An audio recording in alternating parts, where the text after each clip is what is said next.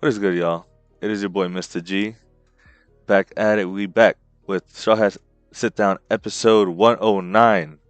Ooh, let's Hey, let's Let's go. go. go. Yes, Yes, sir. sir. Yes, sir. Yes, sir. So, this is not the usual. Cali Mac is not able to host today, but he is here today. Let's What's go. good, Cali? How you Hi. doing today, bro? Hi. I'm all right. Yo, this is weird. Wait a minute. I'm not supposed to be here normally. Like, I'm doing this is crazy. I'm Bro, chilling. We out here, man. Crazy uh, chapter. Ready to I'm, talk about it. I'm not gonna lie. I was like, yo, where's Cali's Mac? Where's Cali's settings for my stream? And I was like, oh, I don't have them yet 'cause I still have to do everything from the beginning. That shit was funny, but Holding it down today, bro. We appreciate you, man. Yes, always, bro, sir. always. Next we got Strawhat Mod. How you doing, brother? Doing pretty good. What a phenomenal week. I mean, this chapter, everything that's going on in hip hop, it's been great all around. So, Yes, but sir. we're here to talk about One Piece, so let's get to it. Yes, sir. Yes, sir. So, and we also have myself. Oh, I usually go third. I am good. I am actually, if you guys could see in my camera, I am sporting this sweater that a friend of mine made, and the sleeves got King of Hell Zoro and Gear 5 Luffy on them. Custom Oh, made Oh, sick. sweater. Sick. I'm gonna send you guys a picture of it later. But that's tough. just wanted to, Your friend made that? yeah, they made it, bro. Oh, I might need that. I'm not gonna lie. That's I fire. got you because Yeah. they do it's custom. So any fucking Oh picture yeah. that works with it, like my one boy Yeah. got fucking Jin from Solo Leveling, like Oh, so that's sick. yeah, Yeah, I always need some of the One Piece gear. I ain't gonna lie. I got you. I'll send it to you. So I wanted to show that off, and also happy Mother's Day to all the mamas out there.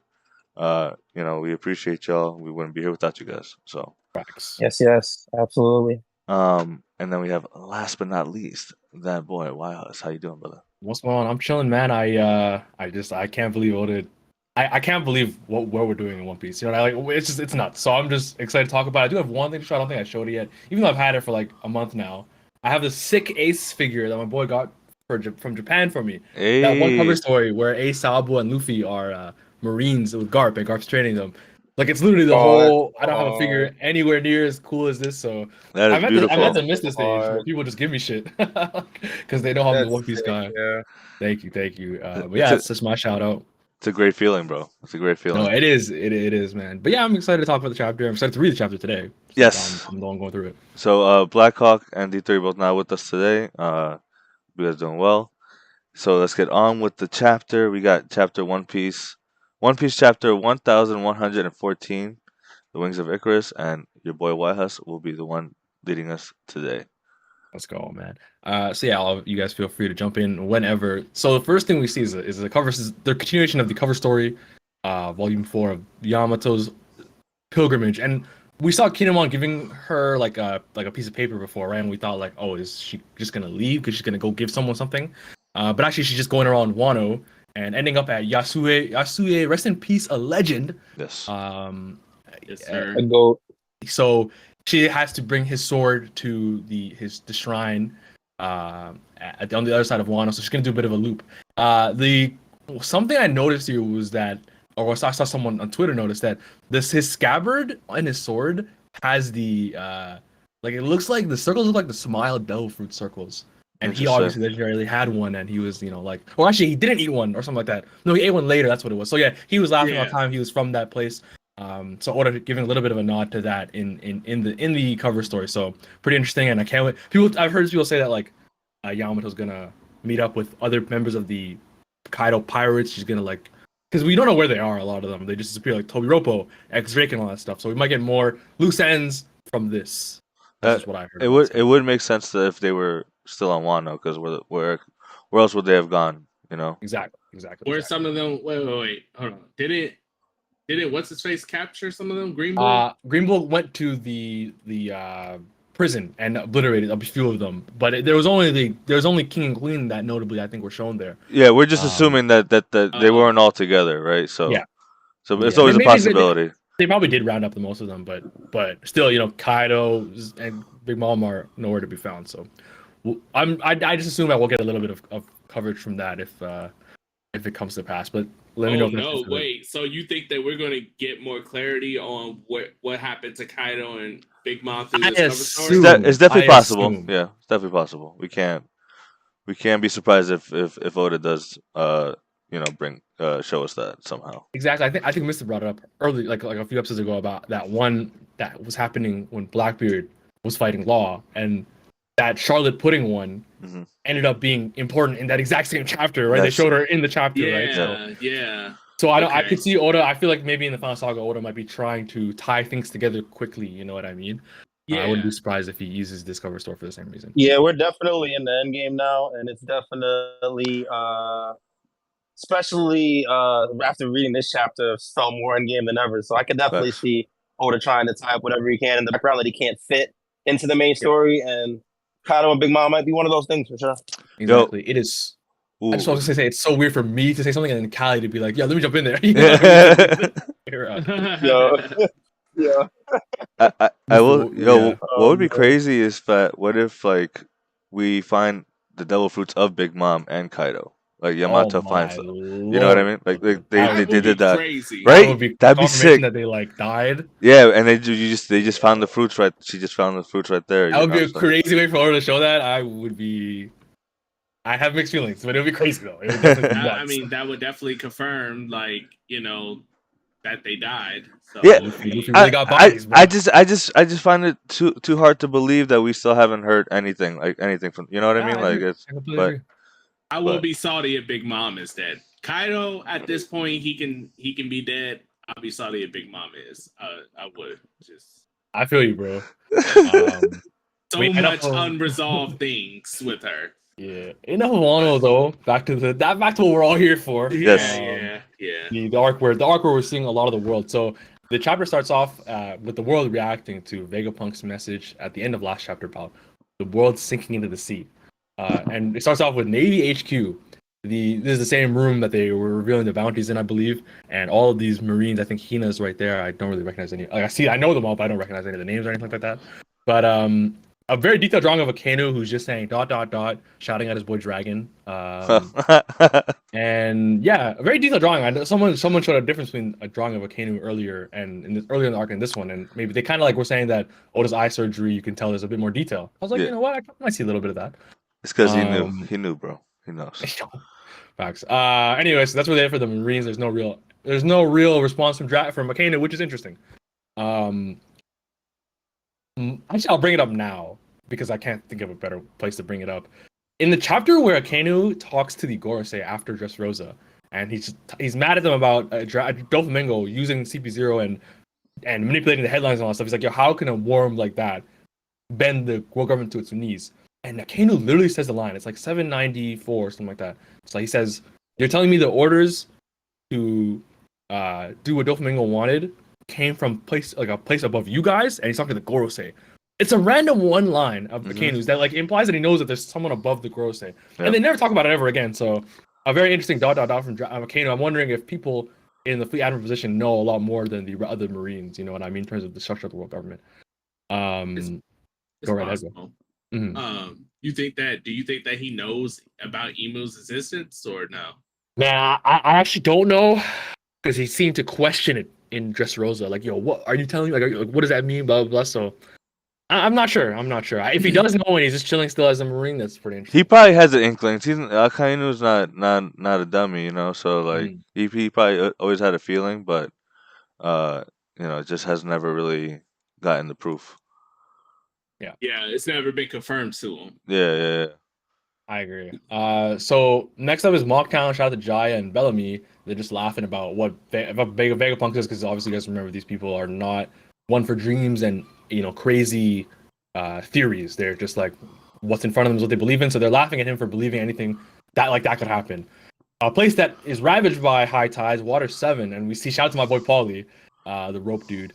They're just reacting like we believe him because of obviously what's going on around here, but the whole world. He's kind of just so shocked that, or whoever's talking is shocked that like it's happening to more than just them. That is Wait. I thought he was inclined to. I thought the way he said it, I thought it was more like, see, I can understand that happening here, but you telling me that like in disbelief, like it's almost like he was saying that in disbelief, right? I understood it as like, so he says around here we believe him. So like you said, like Water 7, yeah, what's already happening to us? We're literally sinking. And then he's like, but the whole world. So yeah, that's where the disbelief comes from. About Yeah. yeah. Okay. It's okay. Okay. That's how I tried to explain it. I probably worded it just terribly. Yo, real quick though, have we been to Mocktown before? Yeah. It's where Luffy laid out Bellamy. Oh, Isn't word. that- Okay, bet. Yeah. Yeah, it's when they laughed at him for saying he's gonna find the One Piece. That makes sense. That makes sense. Yeah. So Paulie just like questioning stuff, and then we move to Impel Down, and my boy Doflamingo, shout out to Cali Mac, is just crying, Yes, laughing. sir. He Let's just go. can't believe it. He can't probably believe it. He says, "That's rich. What if seawater floods down to Impel Down? Isn't it your job to ensure the safety of the prisoners, Magellan?" And I just thought he was just laughing. He's just talking randomly. But no, Magellan's right outside the cell, and they're both listening to the snail. That really just caught me off guard for some reason. I found that funny. And And was they just out of nowhere, like just boom, right there. Like exactly. So they're just discussing more, and it actually reveals that 1 meter actually gave them some problems in Impel Down. It seems like some of the cell blocks are actually flooded, and Magellan asks like how many more of those earthquakes would like sink the world, and Doflamingo guesses like 5 around would wipe out most cities, and he says we should all move higher, somewhere much higher up, and obviously we can assume he's talking about his old homeland, the Red Line, and Rishwa. So we go from another place under the sea, Fishman Island. More people just asking questions. Not really much to say here. But back to Egghead. The Marines. Hey, wait, real quick before we Talk to me. keep going, can we go back to that Doflamingo line a little bit, because I think that it is obvious that he's talking about married Bob, but I feel like he might have some insider information with saying that. I feel like he didn't just say that out of a whim. You know what I mean? I completely agree, bro. I think it's like I'm not 100% sure what he knows, but yeah. You know something. Yeah. He alluded to knowing some crazy stuff. Even in Just Rosa, he alluded to knowing about Emu in terms of, because that's what he wanted. People assume that's why he wanted the personality switching ability of laws. Right. So like there's like he's locked in, and he actually says that's his advantage over the world government. That's why they bent to his will, because he knows a lot of stuff. So I wouldn't be surprised if he heard about this flood and he knows that's why they live up there, stuff like that. So yeah, Kelly, I think you're exactly right. But back to Egghead, people are just just absolutely shocked. The Navy can't believe it. More of these vice admirals, they're just like shocked. And we get to see the Gorosei, who I heard of funny. Someone said they're in the Discord call, and they're just like destroy the transponder snail. And they said, actually, you know what? Destroy any life form possible. Nothing else matters. So they're really like, they can't let a single more word of this get out. And they look stressed. They look stressed. There's some interesting stuff like Saturn has taken damage. It seems. Yeah. It looks like Venus is on fire. like they really are like locked in on whatever they're up to. York is just, how much more are you going to tell them, Stella? So she's lamenting Vegapunk's entire speech. So Vegapunk actually, which is one of the smartest things he does here, he actually, in his message, because they already know that he's about to, this message is only coming out if he died. And then he tells them, so if I'm not mistaken, it seems like there's going to be an earthquake that might have just happened. And everyone is like, wait a second. Smoothie, shout out to the Hoki Island, is like, wait, an earthquake? That just happened. So and then he goes on to say, like, if that was the case, maybe you have some proof that I'm telling the truth. And he's so confident, he says, if I'm wrong, don't even listen to anything else I have to say. So he really, like, he could tell. I guess that means he recorded this post Lucia and was reading, some sensors, maybe some vibrations, something in the earth. And he knew the earthquake was going to happen, which is crazy. That is crazy. He also, him doing that also would say that he knew he was gonna die, but I guess Shaka already hinted to that when he called Dragon. True. Yeah, and exactly. That's, you landed on a great point about how he is calling when the earthquake's gonna happen, and he knew it was gonna happen a few days after Lucia, and he assumed that only a few days after Lucia he's also going to be killed. So yeah, that's actually a good pick up, Callie. So there's more. Shout out to Tanjit from Long Land, where the Davy back fight happened. He's just on stilts, just hearing the snail transmission. Kuzan on Pirate Island. He's wrapped in bandages. He's recovering from the Garp fight. Vegapunk goes on to say that the earthquake is not a natural phenomenon, hinting that someone is behind this. And on cue, Saturn, in his fight with the other Straw Hats, says, "Don't you dare say another word." There's a lot happening in this little panel. Yes. Lilith has a blicky. She's shooting out. Usopp's upside down. I don't know what happened to that nigga. Chopper takes another. I think he was like stab. rolling. He was like dodging. Yeah, something like that. Yeah. Chopper's taking another stab. I think I don't think he like really gets punctured or anything like that. No. Brook is fighting, and I think we see where the injury from his face comes from is actually probably Zeus. We see lightning bolts striking his head again. True. And then they all get sent flying backwards, and Robin does her part by catching them. He just goes from Chopper. He says, "Yo, man, forget y'all. I'm out of here," and goes towards the power plant. Vegapunk is, like narrating over this, talking about how he only wished for peace, and that led him to his first sin. And as Saturn encounters the Mother Flame, Vegapunk says, "I wanted to create an endless source of energy, and in my desire, I flew too close to the sun," which is referencing the wings of Icarus, the story about Daedalus and his son Icarus. And we have a first look at the Mother Flame. What did you guys think of this? Bro. So Fire. Literally. Yeah. I remember a while ago we were talking about what the Mother Flame was, whether it was like the source of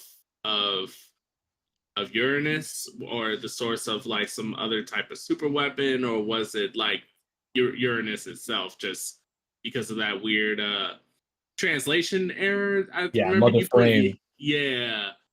So now that we know it's like the energy source, I'm just kind of wondering, how did so Vegapunk's goal was to create this energy source, right? Or like unlimited energy supply. I'm just trying to figure out, like, because he said that after he recorded, technically, if we go by chronological order, like he recorded and then he met Luffy and them, and then he said, "Hey, I want to create the unlimited source of energy." So how is he flying too close to the sun at this point if he still wants to do that?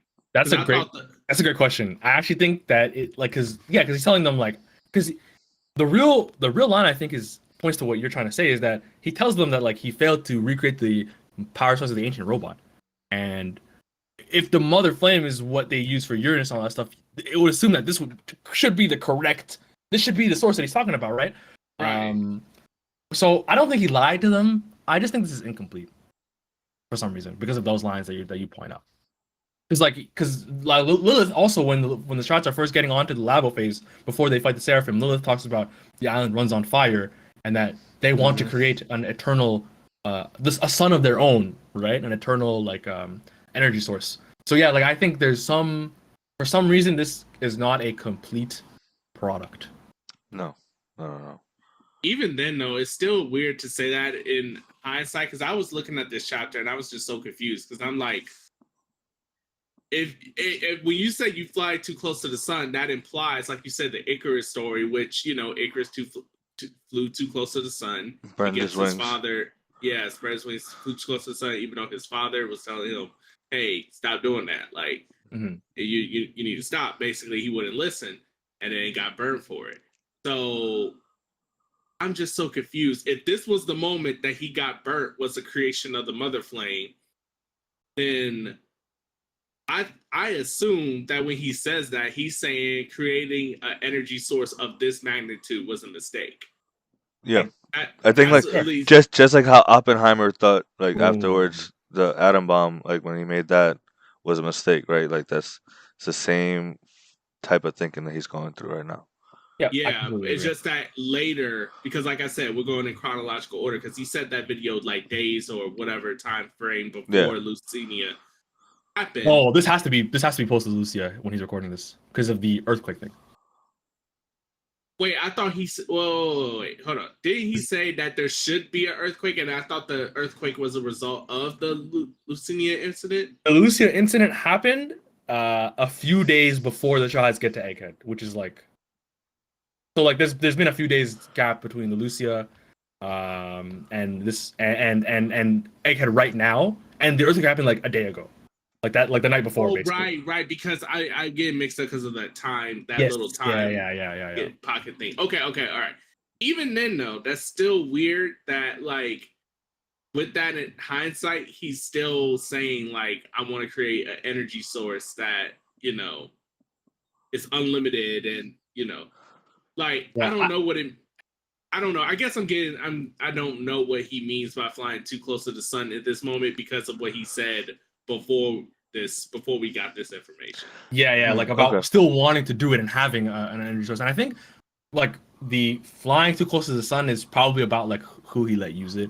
Yeah, I was actually gonna say something similar to that. YHuss, that like he didn't intend, like he wanted to make this source of energy, right? But by using the materials of civilizations from the past that is taboo, he ends up creating what the bad guys needed. Exactly. Yeah, exactly. And that's where I think he's like, I created the sun, but also I flew too close, and now I'm getting burned. And I thought it was so many things. This panel was fucking awesome, bro. Seeing the whole tank, yeah, it's definitely sick. The A, M, and then MU. I know I saw people were saying that some people were thinking that it was Atlantis and then the Kingdom of Mu. That there's actually two advanced kingdoms that lived during that time and were fighting or something like that. I don't know. But another thing that I thought was interesting was the fact that when Saturn got close, he reverted. It looked like he was like burned. Like it kind of it looks like he recoils, right? Yeah, and like he had to like revert back to like his human form. Maybe he can't be in that demonic form near the mother flame.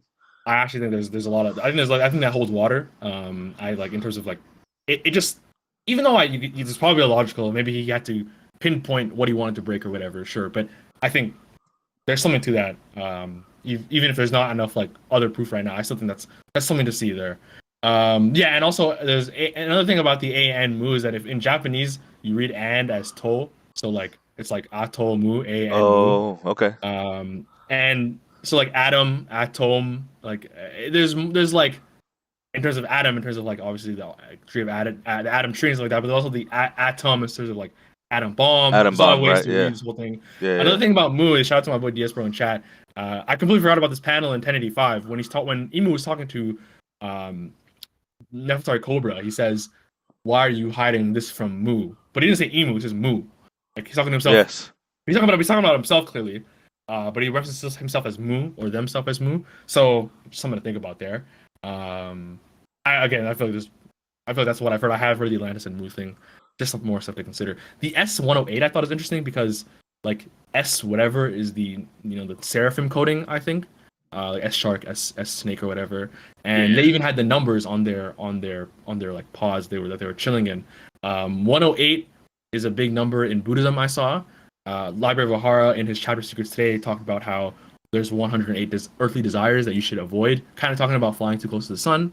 I also saw how 108 also like the number might represent perfection in some readings of it. So yeah, there's a lot of interesting potential readings of what Oda's pulling from when he shows the mother flame.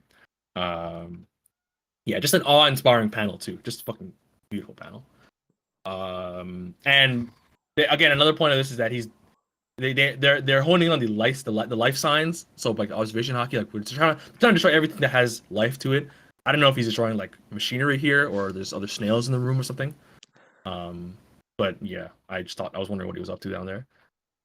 Is it because they're trying to destroy like the camera snail of showing like? Maybe that's actually a freaking good. Because I know they're still trying to look for the broadcast, but there's a specific reason why Vegapunk had the camera one set up, right? So yeah. So yeah, that's a fact. They'll probably even to stop Vegapunk from being able to show what's in the lab and whatnot. We get more of a look at these panels of like the mother flame exactly. It's just pretty crazy, bro.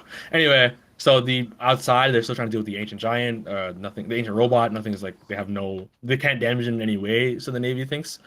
And Vegapunk says, "Let me really break it down. What's going on? These guys are still running away from this dude Mercury and Mister. You get your shout out, bro.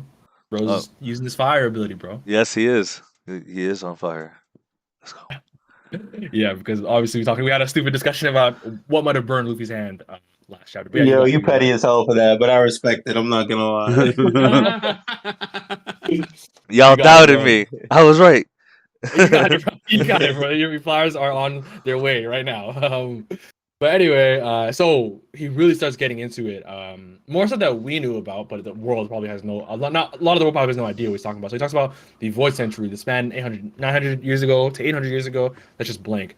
A very interesting pair of panels here, where the Celestial Dragons are absolutely cheesed and mad at Vegapunk for speaking.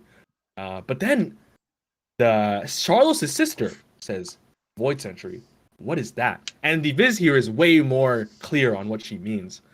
She really has no. It seems like she has no idea what a Void Century is, which is insane. Because I feel like the Void Century as a whole, like just the fact that it exists is not a secret, but trying to find out what happened in it isn't allowed. Mhm. That's just how I've understood the Void Century in One Piece. So it seems like they don't really get taught about it at all. Well, yeah, I mean, the celestial dragons, I can expect not get taught about it, because why would they need to know about it? Like, Facts. 100%. they don't. But as far as they concerned, their heritage is here because they're gods or whatever. But maybe learning about the Void Century would be a problem for them too, because maybe they're not so holy as they think in terms of like their heritage or whatever. So maybe the government shields that part from them too. And I wonder if they think that like the world started 800 years ago, like the creation of their forefathers. Do they see? Do they know that there's history before this time? It's a very interesting line, and makes me just wonder about what people know around the world. Right. In the next panel, we actually just get confirmation of who the scholar that Vegapunk was talking about earlier in the arc is. Jaguar D-Sol is in the flesh. Insane that we see this panel. He's chilling so hard, dude. There's she, bro. My goodness. That was poetic. I love the laugh, and I'm assuming this is Elbaf. Yeah, I think so and too. he's just vibing, and these trees are huge. So yeah, it's got to be Elbaf because the trees are tall too, in comparison to him. So yeah, so he even goes as far as to mention the poneglyphs. He said that they're what's showing the history of the world, and they're the only ways to find out about the Void Century. Yo, shout out to the One Piece run back on the Strawhat Sitdown, Orange Town, where Buggy was taken over in the first arc of One Piece, one of the first arcs. We see Choo Choo and the mayor. Yes, sir. I don't know if this is his granddaughter or whatever, but she's talking about 20 Kings. More refreshers, honestly, than anything in the last few pages. Yeah, just another cool cameo. Shout out to Amazon Lily. This is Luffy's friend from that spot. So Vegapunk goes on to say how he said the world government has made it a crime of the highest order to go into it at all, to try to find anything about them. And he says that this is the second sin of his, was to research the poneglyphs. He shouts out O'Hara that he found that's how he received his own poneglyphs and deciphered them to the best of his ability, and that he regrets none of it, which is a fire line. He goes on to continue, but what happens before that is that the cloud starts shifting outwards, that the Straw Hats are on up top, and Brook like kind of figures it out. He's like, oh, this must be what Edison meant, that if they, so you can see this little drawing at the bottom of this page, that if they use the coup de burst now that they're stretched out further off the island, they'll land into the water, avoid any bad injuries. And we see Edison leaning against a valve of sorts, and he's like, yo, now that that's done, make it off the island, Straw Hats. Don't let the world government lay a finger on you. Another person giving their life basically to save the Straw Hats. Yep. Kind of just makes you think about what Mihawk said about Luffy in Marineford. Just a shout out Edison, some real niggas on the Vegapunk side of that squad. Yo, just like Pedro, bro. Also, I also think that these Vegapunks are starting to dwindle, man. I ain't gonna lie. Yeah, I think it's only gonna end up with a couple by the end of this. Exactly. It's scary. And also Stussy's already staying in the lab to close the barrier or open the barrier for them. Right, because we've lost what? Shaka, Pythagoras. I mean, Edison's technically still alive, but it's not good for bro. Yeah. Yeah, and York's evil, so F her. She's gonna end up being the fucking one that stays, bro, which is crazy. Facts, bro. So Vegapunk finally kind of gets into it. He says, in other words, what I know is an incomplete story of the 100-year void. He doesn't know everything, which I think is I'm not surprised to hear. And he also says that it would be dishonest to fill the blanks by my own speculation, so I'm only going to leave you with the facts. While he's still talking, I'll just go over the action. Froggy, I think, he says to Luffy, like, "Yo, don't push your luck. That it's not working." And Luffy's like, "Nah, I got this one. This one's gonna hurt." He punches Mercury in the snout, and he ends up in flames again, still hurt after trying so many times. So he's really bodying these niggas. And the Giants are just laughing at him too, bro. Which is they're just having a good time. And this Luffy panel of him crying is so funny to me. Yeah. But the Vegapunk, the Woj bomb of Vegapunk's message so far. The main character, by the way, this and also interesting wording. The main character of this story was born into a kingdom with an impossibly advanced civilization 900 years ago. Like the sun god Nika, spoken of in Elbaf legend, he fought with a body that stretched and contracted. His name was JoyBoy. And he was the very first man on this sea to be called a pirate. Bro. Dude. Insanity. End of chapter. Man. End of chapter. Yeah.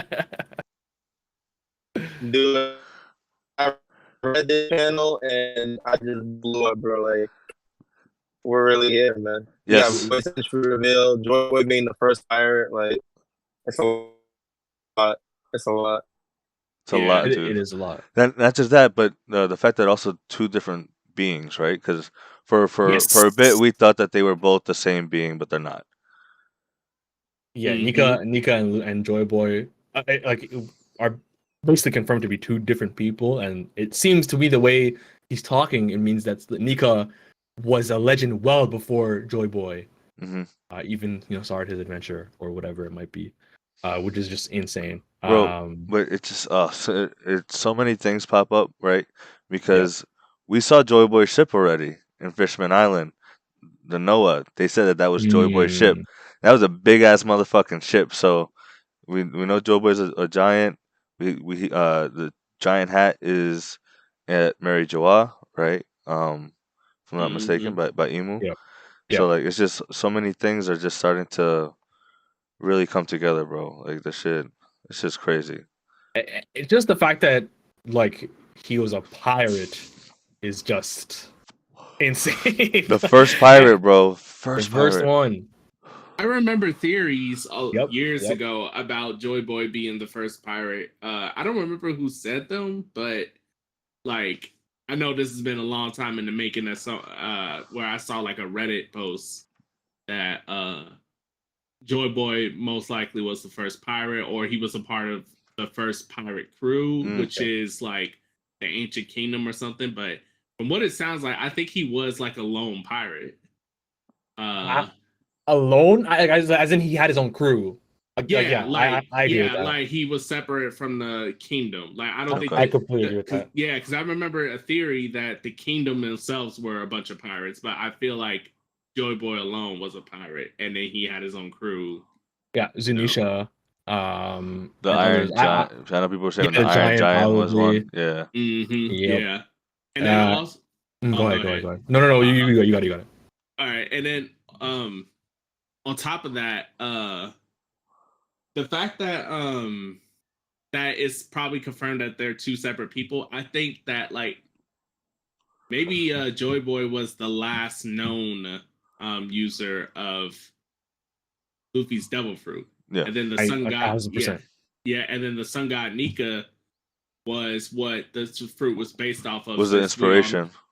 Yeah, was the inspiration because of we all know now that like devil fruits are like are basically creation of like dreams. Obviously, we don't know the exact mechanism behind that, but if it was the case that devil fruits were created because of what people visualized back in the day or whatever the reason is, it was definitely based off of whoever Nika was in the past, whether they saw him or not. And remember that line of I think this is actually another thing my boy Grayson Diespro in the chat said that the line that in God's Valley when Kuma runs into Saturn and he says, "I'm going to use my power to save people," just like Nika.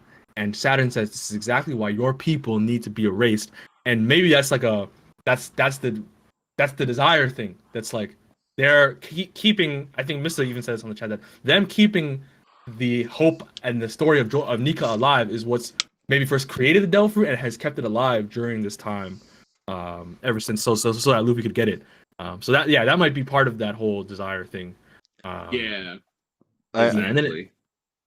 I am starting to think more and more that there is possibly two fruits, like the dream fruits and the devil fruits. I know I mentioned it before, but like I feel like Luffy, the Nika fruit was a dream fruit that came to them that JoyBoy ended up getting, and he got it first, right? And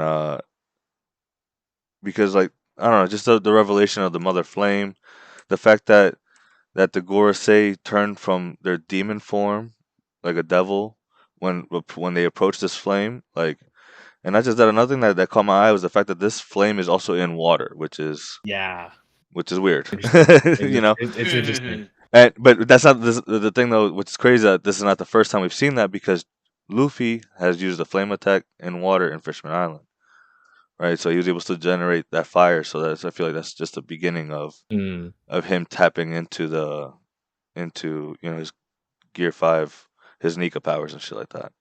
Yeah, there's also there's like you said, there's theories about like how Luffy's fruit is like the original Mother Flame or whatever. And it's kind of crazy, like we talked about, like the idea that like devil fruits are just the desires of people, and Luffy's ability is to do whatever, like fight however he wants. Yeah. So yeah, like that connection between Luffy's fruit maybe being some sort of like the key devil fruit, like what represents what a devil fruit is. I could see something like that for sure. I mean, it makes sense because Shanks is making his move now, right? Shanks waited for what? To see Luffy go Gear 5. Because now that it may not be completely unlocked, but at least that is. And that's why I think next chapter is going to be huge, because with all this information coming out and then people start believing, I don't know, just the way that Oda, especially the end where we see the action and he's fighting Mercury, and he's like, this move is going to work. It didn't work, but I think the next one where people are like, oh shit, or they start believing in Luffy and he gets like a power boost or something, or because I don't think he's gonna realize it himself right now, right?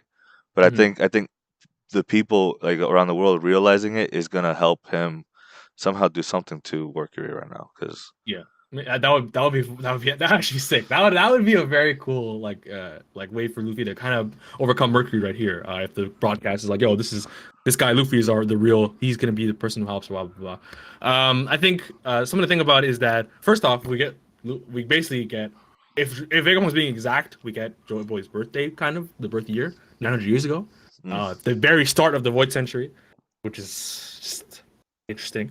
And another thing that I think you have to question is if the kingdom was so bountiful, how in the world, like, why did JoyBoy decide to even be a pirate? Like, what could have went wrong, or was he someone like Luffy that just wanted to be free and fight against the what the ancient kingdom is imposing on him? Hard to say, because weren't the ancient kingdom considered good, or were they not? The point of this point them this way, but like we don't know what actually is the case or not. Exactly, because think about it like this: the 20 kings together combined to defeat the ancient kingdom. One of them being Alabasta, even though obviously in the end really helped the ancient kingdom. I wouldn't be surprised if some of that was for a good reason. You know what I mean? Maybe energy monopolization. And I would just assume that in the end, Imu poisoned their cause, maybe betrayed them in the end, and took the power for himself. But yeah, like if 20, like it's kind of like the question, like, yo, like if everyone's mad at you, like you gotta start questioning yourself. You know what I mean? Yeah. Right. Yeah, like what do they do to make them niggas so mad? Is the question. I just think it's something to think about. It's just crazy that we're getting any of this in the first place. I think you got to consider like the ancient kingdom and who the ancient kingdom could be, who makes it up. You know, like in terms of like by make it up, I mean like who are the people that were in it. I think the people from the moon, by the way, are my best guess, like the Skypeans, the Shandies, and the Birkins. Yep. That's my best guess. Yep. Because they came down from the moon somehow. We've seen and we've seen the hieroglyphics of that shit too. Exactly. You know, people are pointing out the Enel hieroglyph that one of the panels looks like the mother flame powering Uranus potentially. Yeah, I really believe in that. But yeah, man, the secrets of the world are being revealed to us in front of our eyes, bro.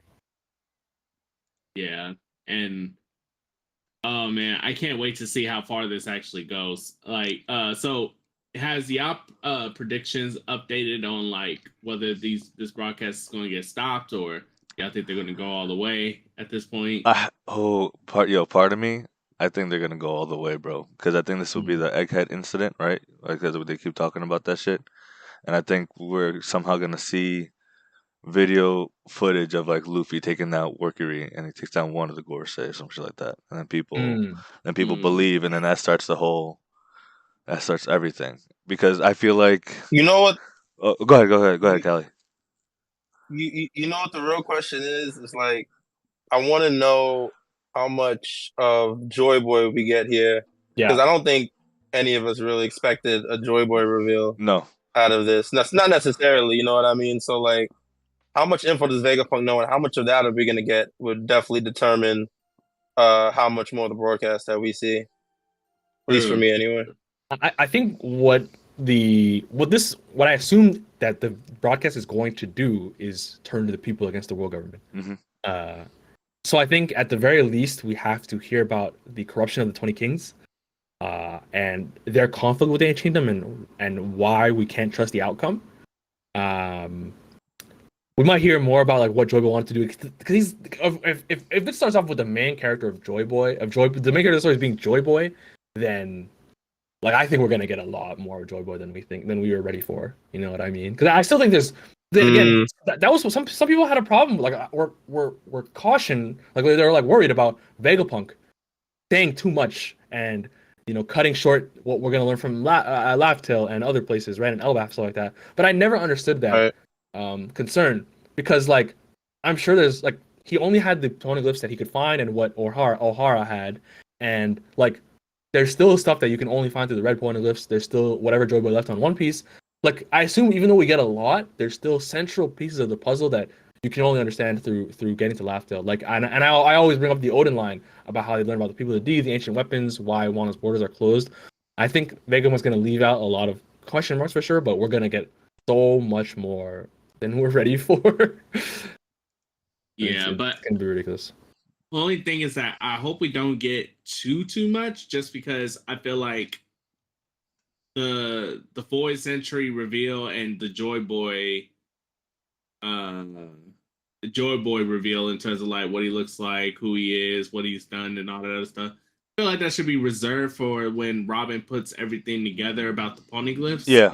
And then that's when we get the full history, unless Oda unless turns out that JoyBoy is like comes after the incident of the 4th century, and Oda will only use the poneglyph history to focus directly on the ancient kingdom stuff, which case that could be cool too. It could be, but I think we have enough evidence to know that like JoyBoy and Ancient Kingdom are super tied together, and from what Clover said on O'Hara about how the poneglyphs are the story of the Ancient Kingdom and their enemy that they were fighting.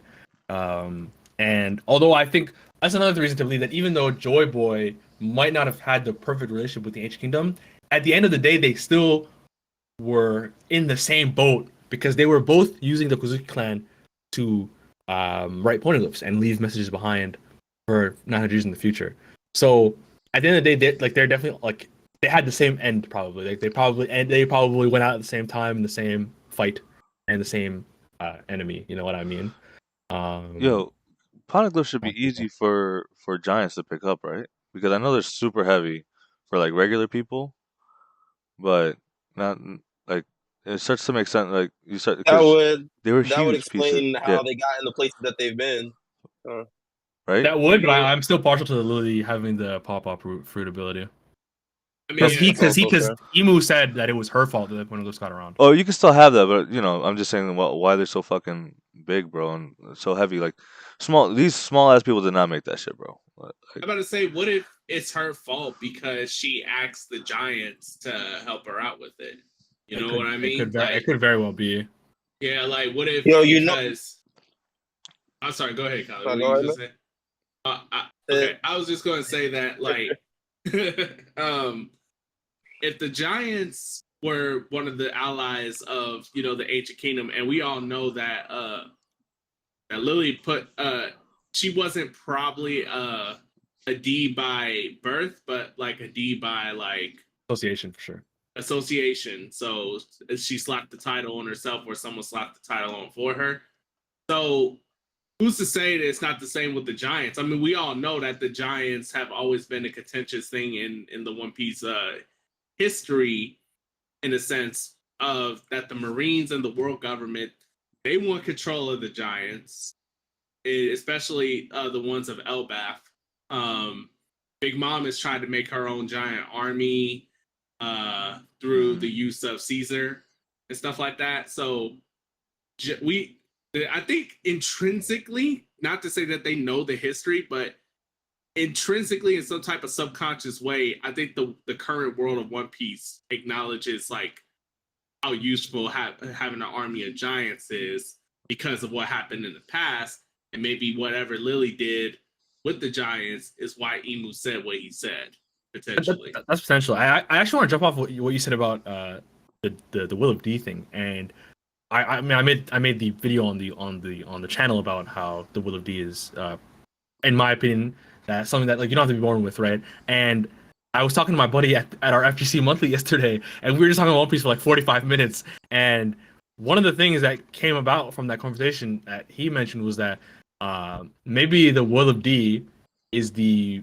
By the way, a big part of my theory was that the X in Alabasta, how they got past Mr. 2, was the X on their hand. But in the end, the X was used to showcase their friendship with Vivi. And in the last panel, the X is overlaid on the Strawhat flag. And in Lily's letter, it says, "Bear the flag that heralds the world to its dawn." And that flag, and that letter also is her revealing that she's part of the Will of D, right? So that connection to me is why I think that the Will of D can be handed out. And I think the X is why Vivi's connection to Straw Hats in the same vein. So my boy was like, "Yeah, man, what if the Will of D is all the people with the Will of D are descendants of people from JoyBoy's crew, which is why a giant like Jaguar D Sol might have it." That makes sense. Yeah, that could actually be lit. Like, I'm saying that's why some people in families have it, even though like they're biologically related, while some people have it that don't, but because of the fact that they're all basically ancestor, I mean they're all common ancestor was people on JoyBoy's crew, that would be lit. Yeah, that would be lit. And like it's like the line that Inu said, that the D is the moniker of our ancient enemies, right? Like it's just, if it's not the ancient kingdom, then who else is their enemy? JoyBoy, right? According to the poneglyphs and stuff. So I thought that was pretty interesting. Yeah, just an insane chapter. I remember finishing the chapter. I was just in awe, kind of. I was like, man, it's really really getting this kind of info. It's crazy, man. The Mother Flame, like I'm still like, why is this thing still underwater? I know some people were saying that it's similar fire as Luffy's Gear 5. So, yeah. We don't know if that's true or not until we actually see it in the anime, until Oda gives us that. But, bro, this shit's crazy. It's nuts, man. It's nuts. And what's great about it is that we're worried, like, not worried, but like we're talking more about the info that was given to us, and like we just breezed past like the action, because it was cool seeing like the Straw Hats holding up their own against Saturn and actually doing some damage. And I'm so glad that we on the podcast said they're kind of chilling with Saturn. Like the Straw Hats aren't scrubs, even though it's like their weakest members. They can, as a collective, they can hold their own, and that's exactly what they're doing. And their strongest person here, Robin, is not fighting. Yeah. So we have faith in the crew. And it goes. Oh, go ahead, Mister. I was just gonna say, it just shows the gravity of the situation, because Saturn was going after Robin, right? But then, as the broadcast keeps going, he's like, "Oh no, fuck, I got to get back on track. and try to destroy this this broadcast from continuing. Yeah. Mod, what were you gonna say? I was going to say that also. Shout outs to them because they didn't like defeat Saturn, but they annoyed him enough to where he said, "Okay, fuck it, fuck Rob." Yep, facts. Yeah, exactly. So that is actually hilarious. Like he got so annoyed with dealing with it. He's like, "Oh, fine, y'all win, move." Just like I got more important things to do. Yeah. So they annoyed him to death. Yeah, exactly. That's their dub in my opinion. Just crazy ending. I think we've kind of gone over what we could. And I truly have no idea what's gonna happen next. I don't either. Dude, I'm telling you, bro. It's such a toss up. Yeah, I'm gonna call it right now, yo. John Strawhat, I apologize. I know you're a Top Man fan, but I think your boy's getting Oda setting up Top Man to get packed up next chapter, bro. Let's go. He's gonna be the first one, bro. Because like, from what we've seen, it seems like Saturn definitely is the weakest one, right? Because like even the Straw Hats are like regular Straw Hats are able to do their shit, and Mercury is like Luffy's not doing anything to him. So I feel like whatever power boost he's about to get, that's about to happen, is gonna pack up the strongest Gorosei, and that's gonna be a message that's gonna be sent throughout everything, bro. And that would be like the cherry on top to what we've been saying. Shout out to Mod about how like this is the Yonko Straw Hat coming out party, baby. Yeah, exactly. Like he punches out the strongest Gorosei. The broadcast gets off without a hitch. And I'm still on that. I still think as much as it's like things are like going like they seem to be really like we can now it's kind of up in the air of whether they'll destroy it or not. They can find it. There's still like I heard a theory about how it might be in the ancient robot. I don't know if we went through this, but like that's where Vegapunk was coming out of from when Luffy found him. That seems indestructible. So the fucking broadcast is coming from there. Yeah, so that's I've heard that theory. That's a pretty good theory. I still think I need Dragon to do something, so I'd hope it's on comic. I like that too. I do like the Dragon one because like him and Saul. They seem to just be chilling right now. Like it seemed like they they had this shit planned. Yeah. But the fucking because if they do that right, then that ties in the Revolutionary Army, and then it kicks off their plan on whatever the fuck they want to do, right? Yeah, but if they do the Iron Giant thing, that would make sense though. Like they can't destroy it. Oh, and it's right in front of their nose. Oh my god! Now that the Giant's here, actually, that's probably part of what we're gonna get, and that kind of like. That even just thinking about that, the fact that Giant's here, it said that it apologized to JoyBoy a few chapters ago. Mm-hmm. The fact that we're getting any bit of JoyBoy, I think we're really gonna get a good basis for what happened in the Void Century and specifically JoyBoy's involvement in it from this Vegapunk broadcast, man. Yeah. So many things, bro. Like the hat, we got Zunisha also. We can't forget about that. Yep. It's just nuts, bro. But I think honestly, I feel like we've done what we can for this chapter. Any final thoughts, or are we wrapping up here, boys? Peak chapter. Peak.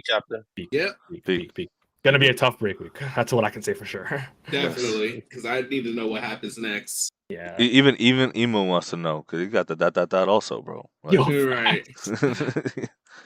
Like this shit was crazy. Oda really going at it, bro. Yeah, but Mister, you want to take it away? Oh, yeah, sure. So, thank you guys for being here. I appreciate every single one of y'all.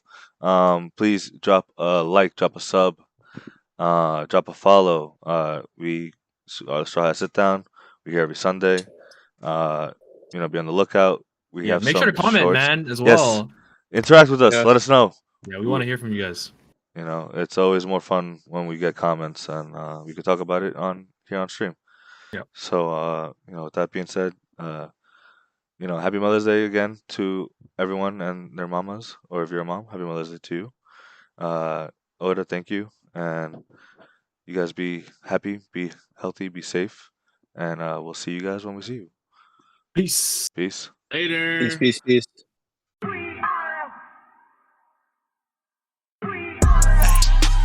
Who gon' get down? We are. This that Strawhat Sitdown. We are. Who the crew with the fleet? We are. Who gon' piece that one piece? We are. Who gon' get down? We are. This that Straw Hat Sitdown, we are. Who the crew with the fleet, we are. Who gon' piece that one piece, we are. Straw Hat Sitdown crew in the building. We Corona to these other podcasts. We gon' put these people in their feelings when they hear this and they know that they can't top this. We spit facts and we poppin'. Every time an episode is dropping, we see D3 in the corner. Mister, that's a real G with the green screen in the background. Got him looking like he in a real scene. We got Big Mod in the cut. Always ready with rebuttals, but he bring the knowledge when we in the huddle, so you know the crew is never gonna fumble. And it's YHuss, last but not least. If you ask me, then Cali, mad the captain, make him rally around me. Every Sunday we gon' run deep, and we can't stop until we find out about that one piece. Who gon' get down? We are.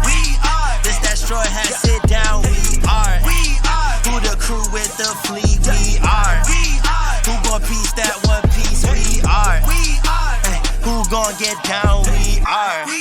This that Straw Hat Sitdown. We are. Who the crew with the fleet? We are. Who gon' piece that one piece?